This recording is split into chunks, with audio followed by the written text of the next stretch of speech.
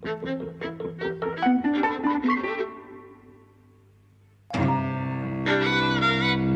and welcome to Eavesdropping at the Movies. I'm Mike. And I'm José. And we've seen Green Book. That's right. At last, which is one of the frontrunners, I think, for Oscars. It's one that people are talking about, but it's also one that people are talking about in quite a derisory way. Yes. Like, this is the film that looks like it's going to win the Oscars, but doesn't deserve them. Yeah. Because this is it's set in the 1960s on a road trip through the Deep South with a musician, Doctor Don Shirley, who's a real guy, black musician, and his trio. He hires an Italian-American bouncer from New York, played by Viggo Mortensen. Doctor Don Shirley is played by Mahershala Ali from Moonlight. He hires this bouncer, and over 8 weeks of comedy drama, they get to know each other, and Viggo Mortensen learns how to be a little bit less racist than usual. And it's basically how not to be racist for white people. Or well, not exactly that, but it's kind of, it's the white man's version of sort of being woke in the 60s. It's like teaching the old guys in the academy. Yeah, it's kind of a film that Sidney Poitier could have done, you know, in the mid 1960s, and it wouldn't have seemed out of place then. Yeah. I think it's a completely impoverished film conceptually. It looks quite slick in a way, but it's so standard and conventional, and you see all the wheels turning. You can predict everything that's going to happen, and really the only thing that I found praiseworthy is Viggo Mortensen's performance, which at the beginning I thought was too studied. It was too... I agree. Too much of an imitation of, you know... I didn't believe his accent at first, and I thought that was kind of part of the problem. So I believe that. Yeah, well, I mean, but I think what we're sort of both hinting at is we kind of didn't believe him as this working class Italian-American. I didn't at the beginning, but, you know, as the movie progressed, he really won me over, and I thought he was really, really good. And actually, it's a really brilliant performance because he puts in certain gestures or grunts. I did love that he's got a body like mine, you know, now, and he's You willing... wish. Yeah, right. And he's willing to show it, you know. So he put on a whole bunch of weight in the film, and he's very cuddly and lovely with it, actually. He's got. I mean, I'd say you're doing yourself a little bit of praise there by saying you look like him in this film. You can fuck off. He's chunky. No, he's kind of like he's like Joaquin Phoenix looked in You Were Never Really Here. You know, no. He is. He's put on pounds, but there's a big guy underneath. A lot of pounds, right? And you know, he's got a big belly and he's quite squat, you know, and actually I really love that about him. You know, I thought he looked great. Well, I didn't think he looked great. I'm just saying, I don't think you could be a bouncer in the 1960s. That's all I'm saying. I don't think you'd intimidate anyone like he does. Well, you know, we'd have to put that to the test at some point. But anyway, I don't care. The thing is, you know, he looks 50-odd years old, and he looks like he's, you know, he looks like somebody who's still a bouncer. He's got muscles, right? He's got a lot of muscle, but also he's filled out, really. You know, and actually there's something kind of, I don't know, really masculine and cuddly and comfortable about that. Yeah, in the way that he presents. He's a family man. He's in love with his wife. He's very secure in who he is, right? And actually kind of having that kind of body and displaying it in that way is part of conveying that. I agree. And on the other hand, you've got Don Shirley, Mahershala Ali's character, who is not comfortable in himself, really. Or not in some ways. So he's presented as a fish out of water, in that not only does he doesn't fit in America, he's okay in the North, where people kind of get along, but he goes to the Deep South, and the project of the film is to show him not being respected as this kind of great virtuoso musician. That, you know, he's told to use different bathrooms, and he's not allowed to eat in the same restaurants as everyone else, and all that sort of thing. But when he was revealed about halfway through to be gay, yeah, I I immediately realised I saw all the ways that he had been coded as gay up until that point that I had not really paid any attention to. And then once you see him having been caught in a bathhouse with another guy and the police are there, you go, oh, of course he was gay. You know, so there's the thing about how he was married and it didn't last. How he's sitting alone on his balcony drinking alone while the other members of the band, the other two, are hanging out with girls chatting. Just the kind of the look of his apartment over the Carnegie Hall. You know, it's kind of full of all this stuff, and it's kind of it's an apartment which is very lonely, kind of unloved, and it is full of things that you kind of feel like it's been filled with stuff to distract from something else. You know, it's clearly very lonely. Which is not to say like it was obvious that he had to be gay. Like it might have been that. Actually, I thought the film cheated on that because, you know, so almost at the very beginning it tells you that he's divorced, right? And then that's kind of a setup for you to read him in a particular way. So, you know, kind of I was reading him as this very prissy, overly educated, you know, kind of person who kind of had a chip in his shoulder about, you know, that acquisition of education. It's a type as well. Yes. You know, so kind of that's what I mean, like it could have gone other ways. It didn't have to be that he was gay, but there is a certain level of coding that once it's revealed that he's gay, these things fall into place. Yeah, you know yeah. What I mean? No, so that's thought through, you know, and that's good. But for me, kind of the main fault of the film is it's a road movie, right?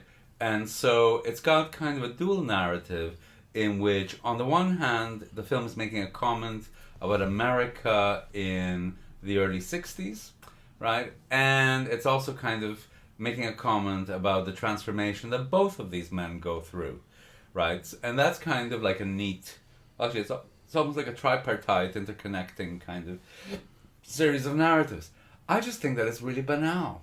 I think that the characterisation of Viggo Mortensen's character, Tony, is actually pretty inconsistent, and it was a problem for me. So I like everything you described about his look and the way he kind of embodies his character and the manliness and the security in himself. I think that's all really good.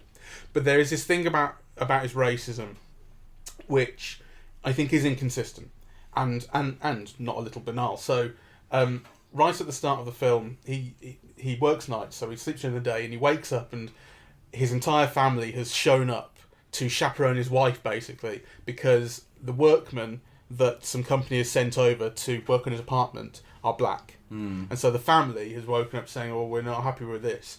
And nor is he, but he was just sleeping through it. And he throws away the glasses that those two men have drunk from. Right? And I had a problem. I had a problem as well with the wife, played by Linda Cardellini, who's kind of... So he throws away the glasses, and you go, well, because he doesn't want to drink from the glasses, because he's super racist. And she sees them in the bin and takes them out, and she does this kind of sigh, this kind of, if only my husband was enlightened like they are in 2019. Well, and because right at the end of the film, when he's invited to spend Christmas with them, there's a similar kind of, oh, I'm so glad that my husband has learned not to be racist. Like she somehow has all the answers. I don't know. I mean, I think the film. I think the film is doing very interesting things with that. But I do think that the way that that's written, that opening scene, is terrible, right? Because it sets up stuff that the subsequent film doesn't deliver. This is what I'm kind of getting to, I think, because so it sets him up as someone who acts in a racist way, who throwing away these glasses is not a minor act. Yes. But then the racism that he displays subsequently is nothing like as overt, and actually really all that's happened is you've been told by other characters that he's racist. When they find out that he's going on this 2-month trip where a black man is going to be his boss, they go, oh, you're not going to last 3 weeks, that sort of thing. You know, you're going to punch him, then you're going to come home, you're going to get fired or what have you. But every interaction you see between them is essentially respectful. He has these, there's always this thing kind of poking through of like, he makes these assumptions about him, that he assumes that he likes fried chicken. He assumes that he should know who, he should have heard Chubby Checker and whatever. So it kind of does it through these microaggressions. But as far as the racism that you were kind of, I think, told to expect from him, it's not there. And I think that characterization is inconsistent. Well, I don't think there's a characterization. I think the film sets up one thing, you know, that it doesn't deliver on. And that is beyond the powers of Viggo Mortensen's performance, really. And the character is drawn in a way that I think is kind of unimaginable and inconsistent. How could a bouncer in the Copacabana in kind of 1960s, throw glasses in the bin of black people who drank? I mean, that's just ludicrous, really. And how somebody who's grown up in New York and who, as he says, he's worked in clubs all his life and he's seen everything life has to offer, when he comes across Mahershala Ali, when he comes across Don Shirley with the other guy and discovers that he was gay, he's like, I see this all the time. Exactly. And it doesn't even come up. That's inconsistent characterization. That's inconsistent writing. Sure. Right? So characterization, I think for me normally kind of refers to the performance, and I actually, don't think it's a problem. Writing then, that's what I mean. Yeah. So, but I agree. And actually the film then treats it in a kind of a much more complex and interesting way, right? So, there is kind of this casual racism of, referring to black people as eggplants, which, is kind of when they speak in Italian, that's kind of what they're saying, and you see kind of, there's a lot of, you can see how the character is racist in all of these different ways, but how actually he doesn't actively think of himself in those ways. Yeah. Yeah, which is very different than that throwing the glasses in the bin. Yeah, moment, absolutely. Right? And which I think is a lot more interesting. It is. Right? So he's talking, so then he finds out that kind of Italians in the South are treated as like, almost as bad. And then, there's a discussion with Mahershala Ali about how really it's not comparable for all kinds of reasons. There are kind of interesting things that are discussed in a kind of a more nuanced way, but by nuance I still mean it's like lessons in racism 101. Yeah, it's right? none too subtle. I think there are these setups that the film gets into, such as they're pulled over by a cop, and then it becomes, well, why is a white man driving a black man? This is in the Deep South, and that's very suspicious. And then having seen his ID, the cop discovers that Viggo Mortensen's character is Italian, and he says you're a dago, or whatever, I can't remember the word, maybe a dago, I can't remember the word. Basically says, I think he says you're half a nigger yourself. Yes, that's what he says. That's right. And Tony punches him in the face. Yes. And then there's this whole discussion about, when they're in prison, they're in the jail cell together. I didn't do anything wrong here, Don Shirley is saying, yet I'm the one who's paying the price. It's because of what he said to you, not because of the way he was treating me that you lashed out, that sort of thing. So it sets up these things, but everything is then explained quite laboriously through these really shit kind of Socratic dialogues that just lay everything out in dialogue to make you understand. There's a smugness to the film as well that I don't like. So when he's arrested and then he's sent to jail and he says, but why am I here? I haven't done anything. Kind of then the film has this moment, and spoilers here, where actually he makes a phone call, and instead of calling his lawyer, he calls Robert Kennedy, who at that time was Attorney General, right, and who gets him out of the jail. So there's an interesting kind of intersection there of power, of class, of money, of race, all in one little kind of nugget of a scene. And actually I think those things are handled quite well. So I mean, I think there are things that I admire about the film. So the performances, also the way that it draws out the humor in situations. It's quite a funny film, and I think the director makes it funny in interesting ways, and there's a lovely interplay between the actors that draws on the humor. All of that is wonderful. Peter Farrelly is the director who made his name in comedy. The preachiness of the film and the smugness and it's so it's full of platitudes. Yes. Right? And it's really banal. I think platitudes is the right word. It doesn't say anything you wouldn't want it to say. It doesn't say anything you wouldn't expect. It doesn't really challenge anything. It had moments that were, to me, so cringeworthy. I mean, as the film went towards the end, there were things that were just so predictable and really so cringeworthy when they appeared that it kind of made me itchy, really. And which is too bad, because there are things that I really like about it. So, one of the things is it is a road movie, right? So you're seeing all this beautiful landscape, and it's almost like, the structure of the film is these conversations that take place on the road as you're watching like this beautiful kind of pristine landscape, right? And then it stops in some racist town and there's an incident of some kind or another, right? That's kind of basically the structure of the film. So I think there's a message there about, you know, the beauty of the plays and the ugliness of the structures and the attitudes, yeah.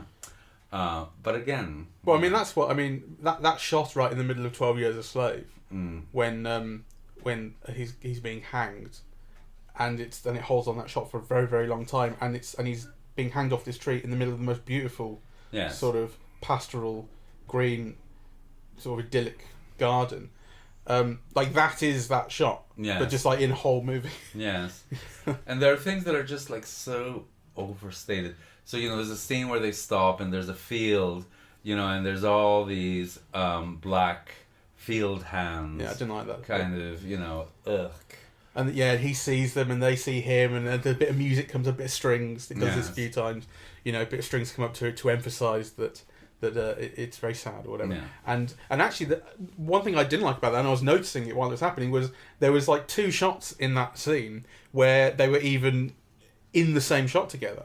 You know, like I mean, obviously there's a distance between them, but actually to see them in the same shot together would have emphasised that difference. Yes. But actually, they were just filmed at different times. Yes. Like it actually, I think visually the film is trash. Yes. I mean, it looks fine, but it's completely inexpressive and unimaginative visually. It just looks, the camera's just been put there and some things have been framed. Yeah. It's illustrative of the action. It doesn't express anything through it. No, I agree.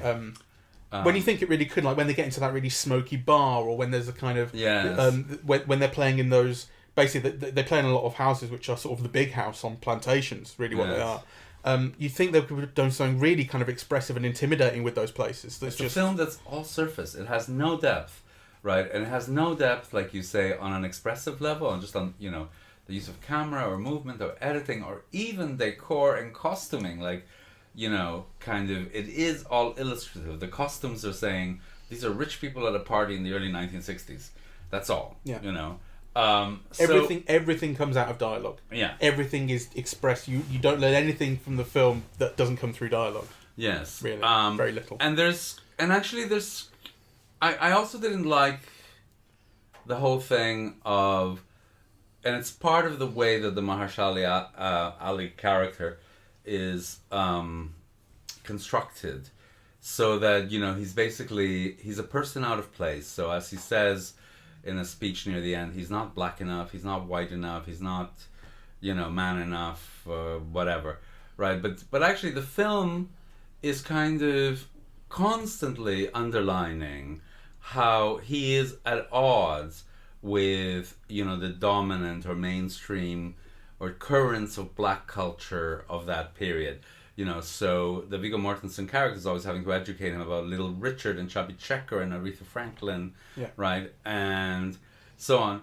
Which really, it's just, I think, too much, right? Like, because actually there's also things about, so he says, my mother taught me to play the piano, you know, and actually I made a living going through, you know, all of the little towns in the panhandle of Florida. So how divorced can somebody who grew up there doing that be? So then, you know, it tells you, well, when I was a teenager, then I went to the conservatoire in Stalingrad or whatever. Fine, right? So, you know, then kind of you go somewhere else and you learn something else and it creates a distance. But to make it seem as if he's like, you know, some spaceman who's been like kind of put in the middle of that culture with no knowledge of it is absurd. And then, of course, they skip playing the final show in Birmingham, Alabama, because he gets sick of being treated like shit.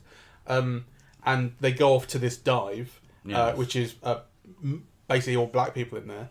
And he gets onto the piano, and he plays something very beautiful from, you know, his repertoire. But then the band comes on stage, and immediately he just gets in with the 12-bar blues, and he just fits in. So again, there's inconsistency in there. Like, I guess part of it is just saying he's such a great musician, he can do whatever. But he's part of it, and he's happy there, and he's smiling and blah blah blah, and it's like he's found where he fits, which again is sort of it's not all that sort of enlightenment. It's like all he needed in the end was to play normal 12 Bar Blues with a black audience. Really, is that all he needed? I mean, I don't think so. I think this film being nominated for an Academy Award is a little bit like Crash. It just lacks complexity and depth, this film.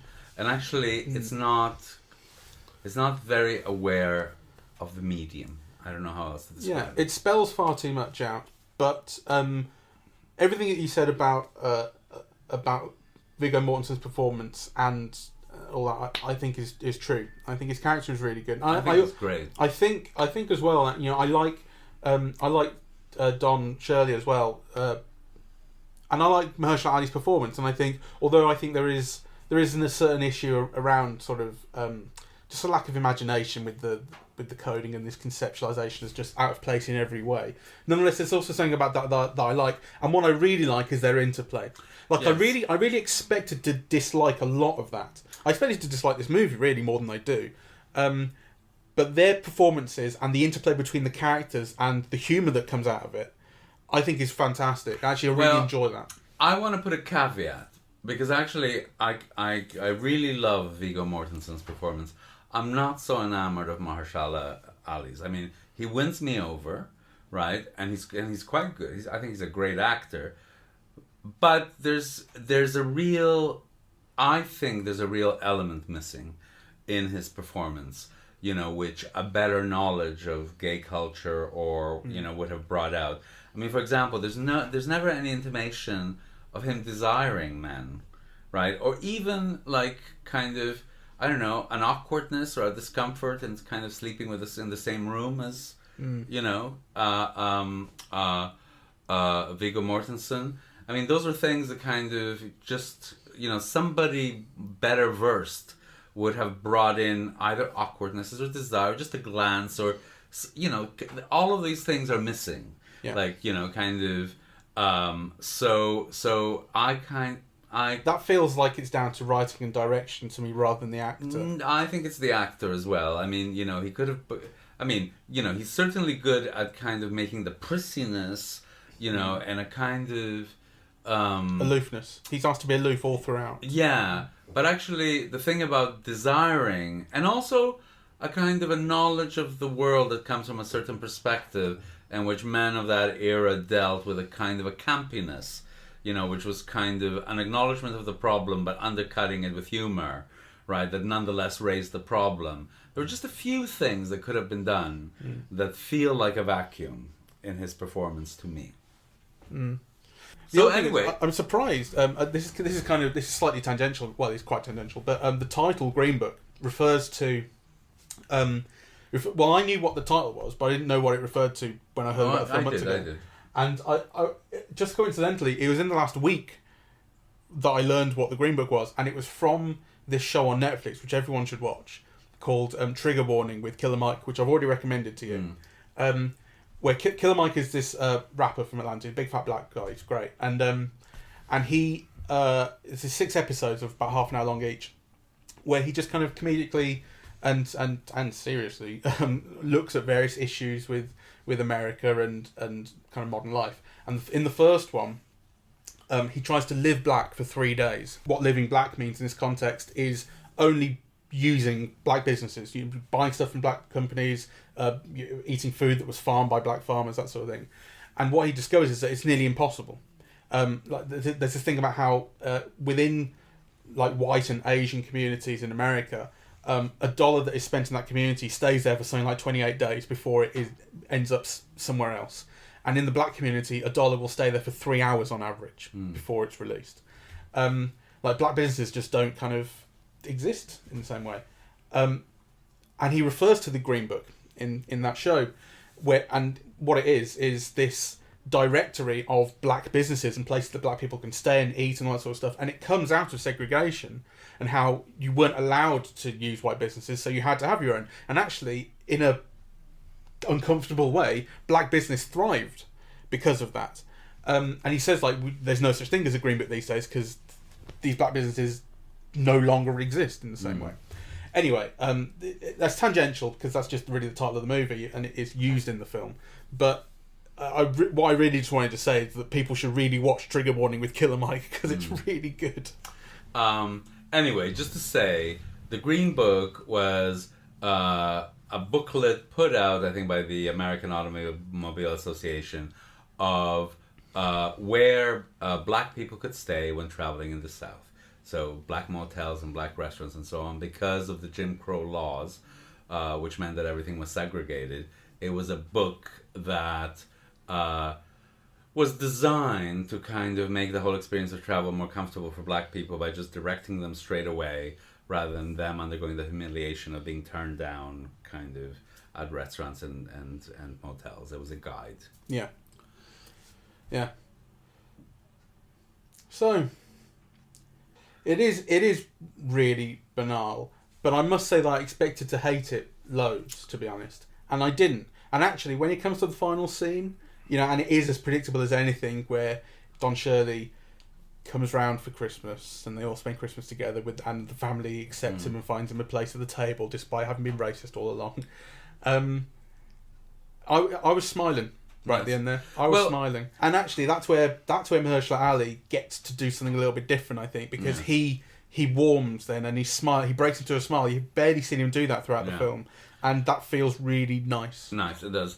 But to me, the main reason to see the film is Viggo Mortensen. I think, he gives a really great performance. And also, it's his warmest performance, because he's been around for so long, and I've admired him, but I've never really liked him. Even, like, the Lord of the Rings films, the Cronenberg, he's often so good, and he's always very charismatic and watchable, but there's always kind of something distanced about him, and I think this is, like, it's his warmest performance, it's his most appealing performance, whilst also being, I think, a really great performance. I think that's right. I love how much you can tell that he loves his wife. Anyway, I think that's it. I would recommend that people go see it, though, go in with quite low expectations. The reason to go see it is really the performances, and actually it has a lightness of tone as well. And I'm a sucker for road movies, and I love seeing the landscape. So it actually has quite a bit going for it. You wouldn't miss too much if you saw it on television, except maybe the feeling of watching it with an audience, which, in this type of comedy always really enhances the experience. Yeah, kind of people respond to what they're watching, and kind of you're a part of that, and you respond to their response sometimes. So I think there are many reasons to see this film, but don't go in with very high expectations. Yeah, no, it's like a guarded recommendation. Yeah. Because it is banal, and it does explain itself way too much in dialogue. But it's actually kind of likeable, really. Who says racism has to be depressing?